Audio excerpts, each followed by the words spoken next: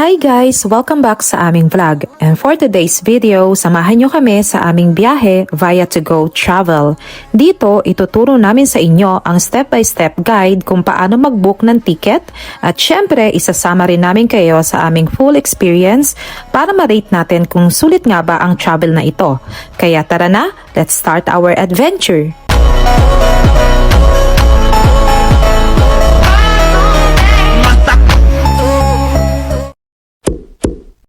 So bago tayo mag-start guys, please click like and subscribe to our channel para lagi kayong updated for our new videos. Tara mga ka-awesome, umpisahan na natin ang ating adventure. From Cavite, nagbiyahe kami papuntang Batangas Port kasi dito tayo sasakay ng barko papuntang Boracay.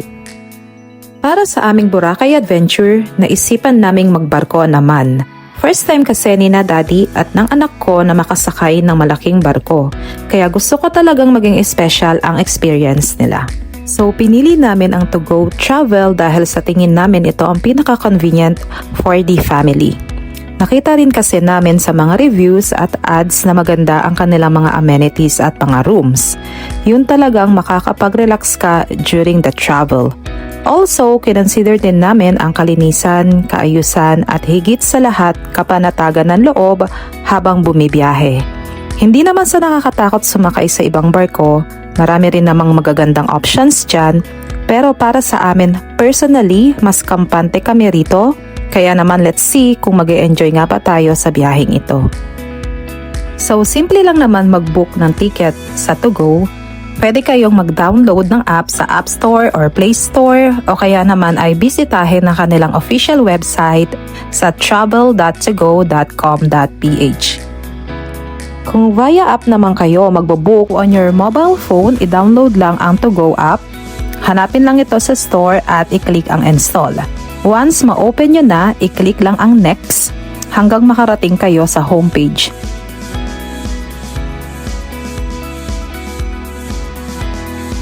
Dito makikita nyo ang iba't ibang services nila.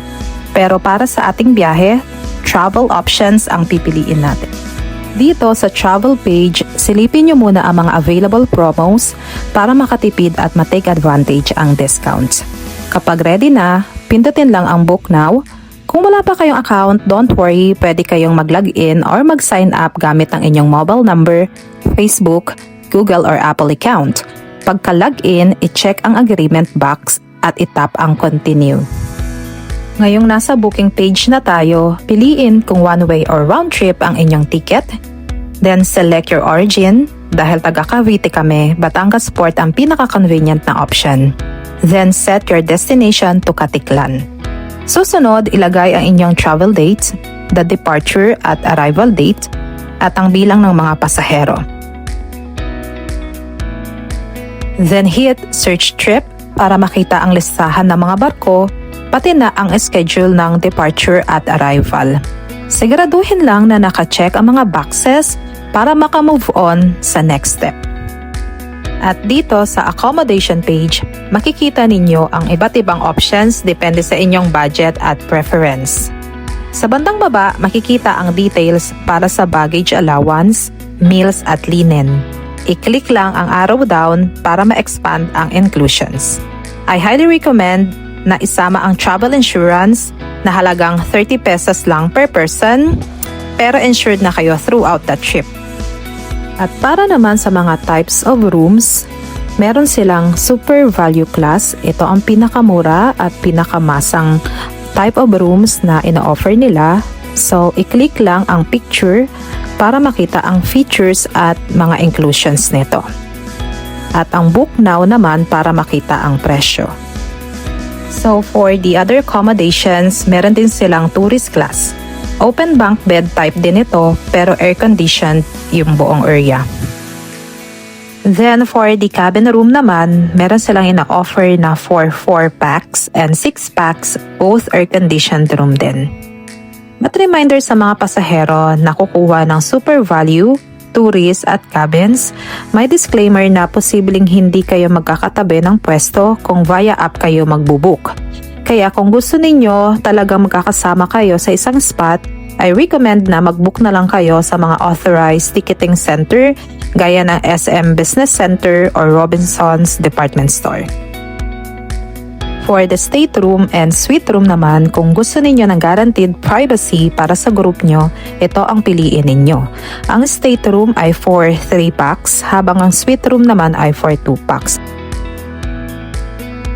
But to inform you guys, hindi lahat ng araw ay may ina-offer na stateroom at suite room ang barko. Mas madalas available ang mga rooms na ito tuwing Wednesday at Sunday. Kaya kung ang mga rooms na ito ang bet nyo, much better kung tsempohan nyo ang mga ito tuwing Wednesday at Sunday. After makapili ng accommodation para sa departure at arrival, i-review ang inyong accommodation overview. Pwede nyo pa itong i-edit kung may nais kayong baguhin. Kung okay na ang lahat, i-tap ang proceed at i-fill up ang passenger details.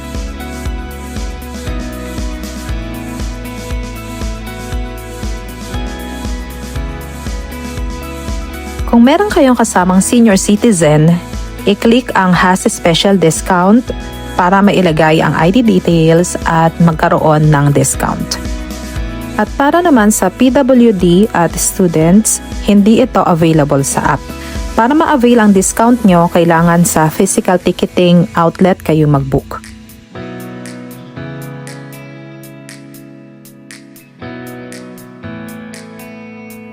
And lastly, para sa contact information, siguraduhin tama ang details ng main contact person dahil sa kanya isi-send ang inyong e-tickets.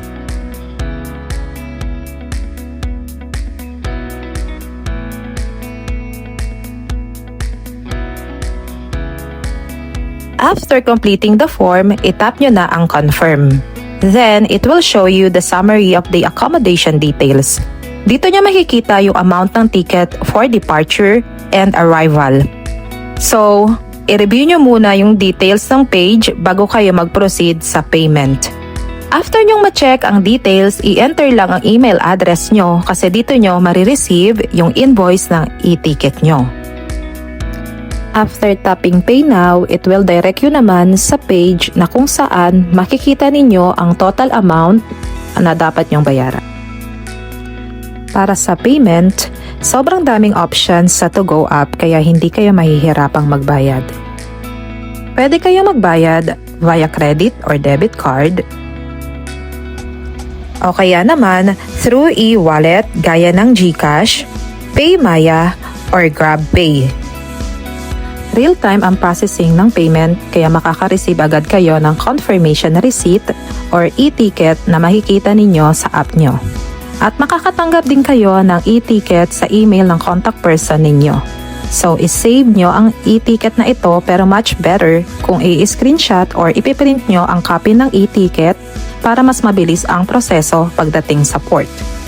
So, once may confirmed booking na kayo, heto naman ang mga dapat ninyong tandaan para sa mismong araw ng biyahe. So, una, be early. I-goal ninyo na nandoon na kayo sa port 3 to 4 hours before ng inyong departure time. Mahaba ang pila sa check-in at security check, kaya mas mabuti ng maaga kayo kaysa maiwan ng barko. Pangalawa, i-ready nyo na ang mga documents nyo. So, ihanda nyo na ang printout ng inyong e-ticket at ang inyong valid ID kung may kasama kayong mga senior, PWD, or student na naka-discount. Siguraduhin dala ang mga original IDs nila para walang aberya. Pangatlo, ihanda na ninyo ang inyong pambayad para sa terminal fee. So, bukod sa ticket, may binabayarang terminal fee din sa loob ng port na nagkakahalagang 30 pesos per person.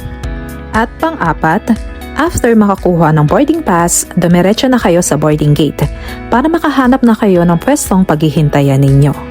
Again, ugaliin palaging maagang mag-board para meron pa kayong mapapwestuhan habang naghihintay. Dahil sa sobrang daming taong sumasakay sa barko, lalo na kapag peak season, so there are times na mahihirapan kayo maghanap ng pwesto na malapit sa boarding gate nyo. Kaya mas maigi ng mas maaga para hindi ma-stress while waiting to board. Upon onboarding, dumiretso agad kami sa aming room. So we book a stateroom and we are lucky dahil available siya nung nag-reserve kami. Hinili talaga namin itong room na to for privacy. Ang sarap kasi ng feeling na habang bumabiyahe kayo is wala kayong inaalalang gamit habang nag-e-explore or nagro-roaming sa loob ng barko. Best decision ever talaga tong pagpili ng room para mas ma-enjoy namin ang aming cruise. Tignan nyo naman ang loob, napaka-spacious. May 3 beds dito, isang bunk bed at isang double-size bed. Meron din siyang sariling TV at of course, own CR na sakto lang ang laki na may sariling shower, bowl and sink. May cabinet din dito for your belongings at small desk or pantry area kung saan pwedeng kumain. Meron ding small fridge. Free na din yung water at coffee, pero take note, yung mga naka-display na food dito ay hindi complimentary. If gusto nyo silang kainin, babayaran nyo lang sila upon check-out or bago kayo bumaba ng barko. So mga ka-awesome, kung kayo'y nag-i-enjoy na sa aming video at nakaabot kayo sa part na ito, don't forget to click the like, share, and subscribe button at pindutin na din ang notification bell para laging updated kapag may bago kaming videos. Tara mga ka-awesome, samahan nyo naman kaming mag-ikot dito sa loob ng barko. Napakalapit lang ng room namin sa lobby kaya paglabas pa lang at konting hakbang lang ay nasa heart of ship na kami. Dito sa main lobby, matatagpuan ang reception at ang ibang shops like Miniso, Kultura, coffee shop at pati Watson's Mini Mart.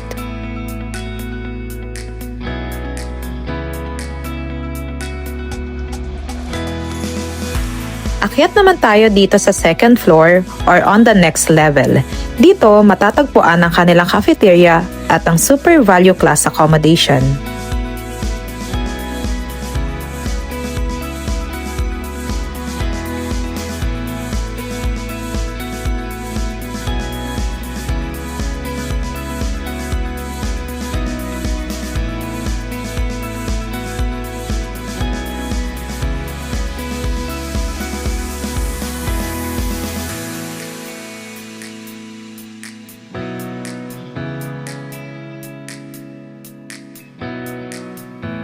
Ang Super Value Class Accommodation, ito ang kanilang most affordable option, wherein you can find the bunk beds in an open-air area. Ideal ito for those on a budget na gustong ma-feel ang natural sea breeze habang bumabiyahe.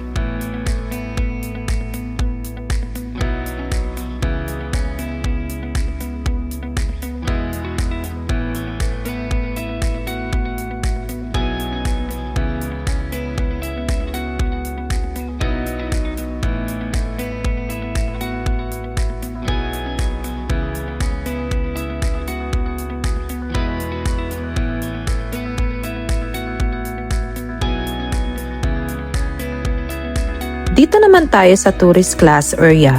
Ito ang second most affordable accommodation nila dito sa To-Go. Bunk beds pa din ang setup dito pero ang malaking difference is fully air-conditioned ang buong area. Meron ding mga designated charging stations dito. Pero tip ko sa inyo mga ka-awesome, much better pa rin kung magbaon kayo ng sariling power bank para mas convenient. Spacious din ang kanilang common CR at may maayos na shower area. Basically, ideal itong tourist class para sa mga nagtitipid pero mahiluhin sa biyahe. Dahil enclosed at air-conditioned ang space, hindi nyo na masyadong mararamdaman ang alon ng barko, kaya mas relax ang tulog nyo dito. At tabi naman ng tourist class ang cabin rooms. Perfect ito for groups dahil available sila for 4 to 6 packs. Fully air-conditioned din ang loob at may sariling TV para sa entertainment. Makikita nyo rin dito ang cabinet na kompleto na sa life jackets for safety. And of course, hindi mawawala ang private CR with shower para hindi nyo na kailangan lumabas ng room pag gusto nyong gumamit ng CR. Dito naman tayo sa third floor or upper deck. Ito ang main viewing area ng barko kung saan ang sarap lang mag-relax.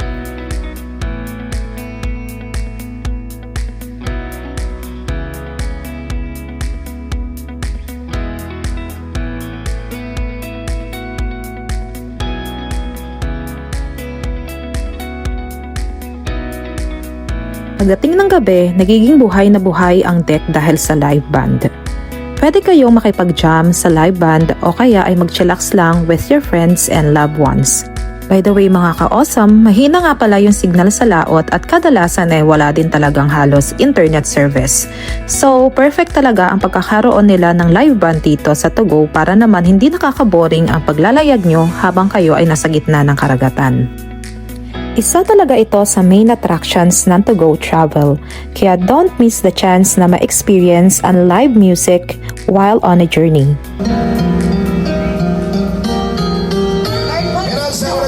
Special request requested by a handsome guy, requested by a very kind person, requested by me. Ikaw lang pala nag-request sa sarili mo.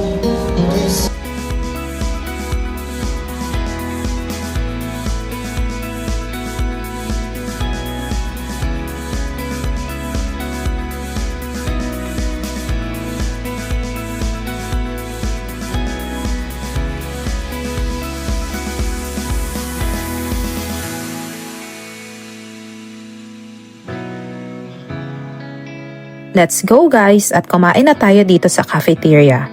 Dito makakabili kayo ng mga cook full meals, meron silang kanin, ulam, drinks at dessert na ino-offer. Heads up lang guys, meron silang free breakfast dito tuwing umaga. Ipakita nyo lang ang ticket nyo para maklaim ang breakfast meal nyo. Fully air-conditioned ang buong dining area, pero to set your expectation, hindi siya ganon ka-spacious, kaya limited lang ang seating capacity. Kaya dahil dito, maraming passengers ang mas pinipiling kumain na lang sa viewing deck or sa loob ng accommodation nila. And another ka-awesome tip, medyo pricey ang pagkain dito. Kaya kung gusto ninyo makatipid, mas mabuti pang magdala na lang kayo ng sarili nyong food or snacks bago kayo sumakay ng barko.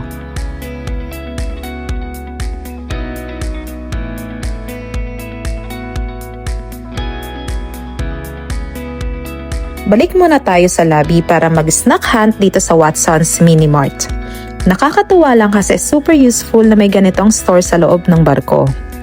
In case may nakalimutan kayong essentials like toiletries or bigla ang nag-crave ng chips, don't worry, nandito na lahat from beverages to basic necessities. Kaya lang, medyo pricey ang items dito kumpara sa labas. Pero for me, okay na rin to, especially for emergencies. At least, hindi mo na kailangan mamroblema pa kung may naiwang kang gamit sa labas. After malibot ng barko, bumalik na kami sa aming room upang magpahinga. In fairness, naging sobrang maayos ang rest namin sa aming room. Napaka-komportable ng kama at talagang nakapagpahinga kami ng mahimbing. Ang isa pa naming nagustuhan ay hindi siya maingay. Perfect for those who want peace and quiet habang naglalayag. And most importantly, malinis ang room, walang mga insekto or kahit anong istorbo. And guys, another tip is gumising kayo ng maaga para maabutan ng sunrise. So watching the sunrise habang naglalayag sa gitna ng dagat is definitely one of the best part of this journey. Napaka-aesthetic ng bawat anggulo, perfect for your photos and videos, at very satisfying ang bawat higop ng kape with this view. Ang sarap lang sa pakiramdam na simulan mo ang araw mo ng ganito kaganda. So for our final verdict, overall, sulit naman ang aming biyahe. Nakapag-relax kami at talagang nag-enjoy sa mga amenities ng Togo. So heto ang aming awesome rating. Para sa security, it's 10/10. Sobrang bilib kami sa higpit ng security mula pagpasok. Maraming rounds ng checking sa gamit at passengers. Sa loob naman, ramdam mong safe ka dahil sa dami ng reminders at accessible na life vest. For the customer service naman, it's 10/10 din. Sobrang accommodating ng mga crew at laging handang tumulong sa bawat kailangan namin. For accommodation naman, it's 9/10. Maganda ang room pero may mga minor fall shorts lang. Like yung konting leak sa aircon at yung TV na walang signal during the trip. Hindi naman nila fault yon, pero sayang lang hindi namin nagamit. For cleanliness naman, it's 8/10. Sa room namin walang problema, pero sa common CR ng economy section, medyo dugyot tignan dahil hindi agad nalilinis ang mga kalat ng passengers. For food, it's 6/10. Honestly, hindi siya ganon kasarap, pero pwede na rin pantawid gutom, at least may free meal na kasama sa ticket kaya okay na rin. And last but not the least, the price. It's 7/10 for us. For the accommodation, makatao naman ang presyo. Pero pagdating sa pagkain at bilihin sa loob, very expensive talaga. Kaya tayong ka-awesome lang, magbaon na lang kayo ng pagkain nyo. In the end, we really enjoyed this experience and definitely sasakay ulit kami ng to go in the future. Maraming salamat sa pagsama sa aming adventure, and if you like our video, please click the like, share, and subscribe button for more travel tips and adventure. So see you mga ka-awesome on the next video. Goodbye!